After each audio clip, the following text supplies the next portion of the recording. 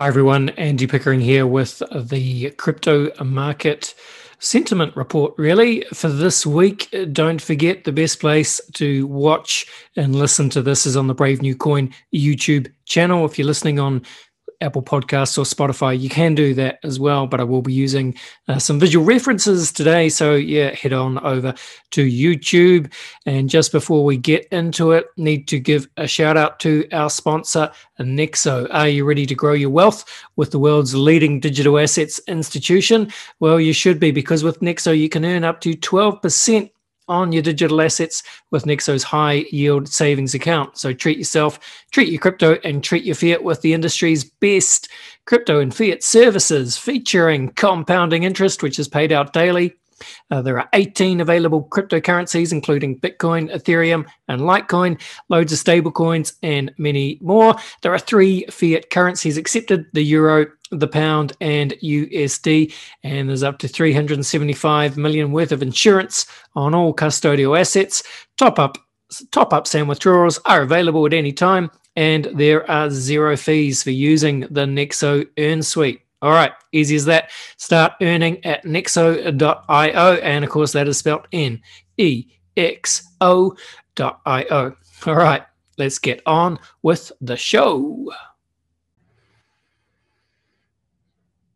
Okay, so we're just going to run through some data points from the last week across crypto Twitter, across the crypto ecosystem. So we'll start off here on bravenewcoin.com. And yeah, so Bitcoin is, well, it's basically $34,000. And that is a little bit of a fall from yesterday. Ethereum at around 2,200. So yeah, just looking at the Coin360 heat map, we can see, yep, a little bit down from yesterday, but you know, not too much happening price action recently. We have kind of been ranging after the steep falls from a month or two ago. So yeah, I mean, there's not a huge amount of new news just right today, but man, we are really digesting what has been a huge month or two for Bitcoin and crypto, right? So one of the things that has happened, of course, is we just had a difficulty adjustment on Bitcoin, and I think it was the largest Bitcoin downward difficulty adjustment in history, which is quite incredible. So basically a minus 28%. And of course, the reason for that is just the lowering of the hash rate after all the Chinese miners have basically had to switch down their equipment. So here, look at that, blockchain.com. This is the difficulty, and you can see this is like on a 3-year time frame. And yeah, so again, just a massive drop there, and the difficulty adjustment caused by this big drop in hash rate. So of course, you know, while that is quite a steep drop in hash rate, you know, ultimately, as we know, that hash rate will return eventually. Don't know how long it will take. You know, all those miners that have been forced to switch off, they need to relocate. That takes time. They need to find new arrangements, new deals, all that kind of thing. So ultimately, though, you know, one of the main narratives or the key points from all this is it's probably good long run, just because it does further decentralize the Bitcoin network and take China out of the equation to some extent. And so this is posted by NLW Nathaniel Whittlemore, but this is from Travis Kling's monthly newsletter. It's just a really good way of understanding what's going on, right? So he says Bitcoin's anti-fragility is on display right now, and you'd be doing yourself a great disservice not to examine and appreciate this characteristic. So he makes the point that the market cap went from 1.2 trillion to 600 billion in 2 months. Basically, it's halved. It's a drop of 50%. Same with the hash rate, really. That has halved in the last 45 days. And so what reasons for this, of course, Elon did what Elon did. He kind of gave Bitcoin a bit of a boot, and China threw the book at it. Even the Pope fastest it. Elizabeth Warren, a US senator, she spoke quite strongly against Bitcoin. Even Nassim Taleb has really come out quite anti-Bitcoin in the last 2 months. So, it really, really intense, not even FUD, like really serious FUD, bad news against Bitcoin. What did Bitcoin blockchain do throughout all this bad news? Well, it did the same thing it's been doing since it was originated or deployed in January 2009. It just spit out a new block every 10 minutes or so. And just to, further context here. So Travis, again, he talks about how last month in June was really the most aggressive sovereign or state level assault on Bitcoin ever. And he says, not hyperbole, fact, right? So he uses this timeline. And this is just the announcements that came out of China in June. And you can see them all there.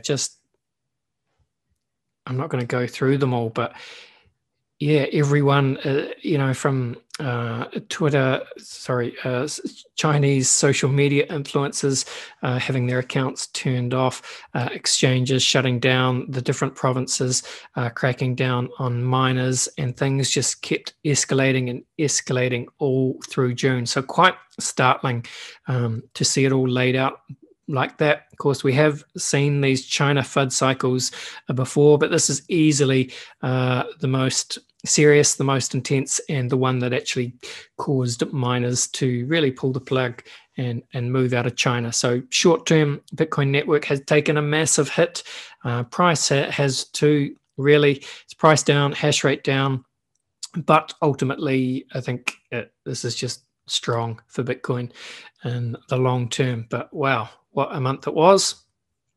And so this is the report that those kind of points came out of. It's just like an update. But one thing that is good, or I thought was interesting, is this is a list, it's an incomplete list of anti-fragility events that have, tested the Bitcoin ecosystem and ultimately made it stronger. So, back at the beginning, we've got Satoshi leaving, Silk Road, the Mt. Gox hack, of course, double spend and fork, and BitConnect, Warren Buffett calling Bitcoin rat poison, the Tether reserve hole. It's just all these things. We go on and on and on, up to, Elon, and then the China ban. And well, just all these events that just Bitcoin just takes these knocks and comes back stronger. I did mention Nassim Taleb, right? I think most people know who Taleb is. If you don't, he is the guy that wrote A Black Swan and quite a few other books that are reasonably well known in finance circles and crypto circles. Black Swan is probably the big one. So there's a lot of kind of background to what to Taleb's shall we say, volatile relationship with Bitcoin and Bitcoiners. So like some years ago when Safedine Amoris wrote the Bitcoin Standard, Taleb actually wrote the foreword to that book, but the two have since had quite a falling out. They've blocked each other on Twitter, and they say not very nice things about each other, which is quite amusing from a sideline perspective. But yeah, so Taleb has basically gone full heel against Bitcoin, and he published this paper in June. I'm not going to go through it now. I mean, to his credit, it's reasonably concise. It's reasonably readable, although there's some math in it as well. What's his conclusion? Let's just have a quick look at that. His conclusion is, we have presented the attributes of the blockchain in general and Bitcoin in particular, and he says that few assets in financial history have been more fragile than Bitcoin. And he says, the customary standard argument is that Bitcoin has its flaws, but we're getting a great technology. We can do wonders with the blockchain. But no, says Taleb, there is no evidence we're getting a great technology. And at the time of writing, we have still done nothing, close to nothing with the blockchain. So yeah, very, very anti-Bitcoin from Talib. And there's been a lot of pushback from Bitcoiners as well. But I just include that, worth reading if you kind of, you probably already read it if you're interested with Talib. But there you go. Will he be proven right or wrong in the long term? If you're a Bitcoiner, you'd have to say wrong, but we'll see. Now, Plan B, just thought interesting to touch in on Plan B. So the Nasdaq.com, they published something, I think, yesterday, the Bitcoin stock to flow model. It's going off course, they said. And so Plan B said, nah, bro. Stock to flow model is not off course. It's just touching the lower bands of the model like it has before. So what does that look like? It looks like this. So this is stock to flow. Of course, it's following that model, like the proverbial man with a dog, or the drunken man kind of sometimes he's away above the line, sometimes he's below.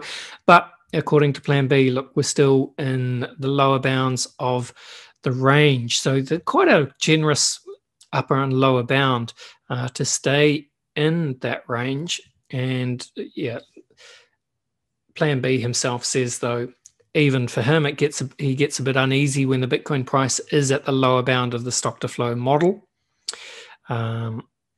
which I can understand. So, one way or another, though, stock to flow is looking a bit wobbly. It's been looking wobbly for a long time. A lot of analysts just say, look, stock to flow was always a meme, shouldn't be taken too seriously. But has been a strong meme, a strong narrative. So I guess the question is, when can we definitively know that stock to flow has been invalidated? And well, actually, old mate Dave the Wave actually did get Plan B to concede that. Plan B said to Dave, if by December 21, if Bitcoin is under 100K, then stock to flow will be invalidated. And so Dave the Wave, if you don't know who he is, he's kind of been pushing this shorter cycles and diminishing returns narrative on Bitcoin based on this kind of log growth cycle. And again, even Plan B says he might have been too early dismissing this diminishing returns scenario. And so, look, he just kind of frames his way of looking at it for the rest of the year. Was 64K the top for kind of this cycle or this year, and we spend the rest of the year just oscillating between 25K and 50K? Or was 64K not the top, and will the bull market return and resume, and stock to flow, we go to 100K to 288K? I mean, well, as a Bitcoiner, you'd want number two to be right. It's just, do we get there? I don't know. It's a long way away at the moment, but we'll see. All right, let's touch in with, it wouldn't be a crypto market sentiment update report on crypto Twitter if we didn't check in with old mate Elon Musk to see what he's been saying. Not too much lately, but I did think this was interesting probably about a week ago. Jack Dorsey, Twitter and Square, Cash App guy. So he posted this, the B word. It's some kind of upcoming conference, how institutions can embrace Bitcoin. The B word. So Elon being cheeky, he said, is the B word bi-curious? And Jack says, no, it's bizarre. Why don't you and I have a conversation at the event? Says Jack. And Elon says, laugh my ass off. OMG. Jack says, let's have the talk. And Elon replied and says, the talk for the bit curious. Very well then, let's do it. Jack says, done. We'll set it up. Kathy Wood from ARK says, brilliant. Looking forward to the discussion. And well, I'm looking forward to this discussion as well. I mean, come on. Elon and Jack Dorsey in conversation about Bitcoin. That will get a lot of people excited. So this is where it's going to happen. Apparently, the B word. yeah, so happening later this month, pretty soon. So the 21st of July, featured speakers, we've got Kathy Wood, Jack Dorsey, of course, John Newbury, don't know who that is, Adam Back from Blockstream, Lynn Alden, and Nick Carter. Looking forward to that. All right, we're just about done. Let's just wrap it up. What else is happening? Oh, yeah, so you probably heard about this ransomware, or the latest ransomware hack, if you like. So I think it's a Russian-based ransomware group have infiltrated various companies around the world, because what was there's some kind of platform that they managed to compromise. And anyway, it's just something to keep your eye on narrative wise, I think, because obviously all the ransomware people, when they do take over systems and try and ransom access back into the systems, they of course demand that payment be made in Bitcoin, and that is giving ammunition against anti-crypto people to say, look, ransomware would go away if we just banned crypto. I'm not sure that's true, but it is a narrative against crypto worth keeping an eye on. All right, let's wrap this up. What else have we got here? Just me old mate Rect Capital. I should get Rect back on the show soon, but he's one of the guys. A lot of people have been watching it, so I'm just using Rect as an example. Is Bitcoin in this wick-off accumulation pattern at the moment? And if so, we could be nearing the end of that accumulation. This could be the spring back into the bull market. Might not be, but yeah, worth watching. Yeah, we've got to break that 36K though. Can we do it? I don't know. I mean, there's it's not just Rect. William Clemente. He's one of these new on-chain analysts. Like Willy Woo. He says that Bitcoin is in heavy accumulation, supply shock in play, and so that's he's bullish. He's bullish. I tell you who's not really bullish is Josh Olszewicz. So Josh just posted his new video today, an hour or two ago, Bitcoin, Ethereum, and alts trading setups for the week. So that's, of course, here on the Brave New Coin YouTube channel. But Josh is not particularly bullish on Bitcoin at the moment. So I won't say what he says. You can watch it for yourself. But, we're obviously below the cloud. And, anyway.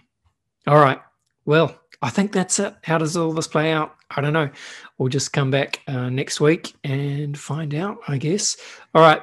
Thanks, everyone. Thank you for listening. Don't forget to subscribe to the Crypto Conversation in whatever podcast app you are using, or give us a like and a subscribe here on YouTube. All right. This was the Crypto Conversation for Brave New Coin. See ya.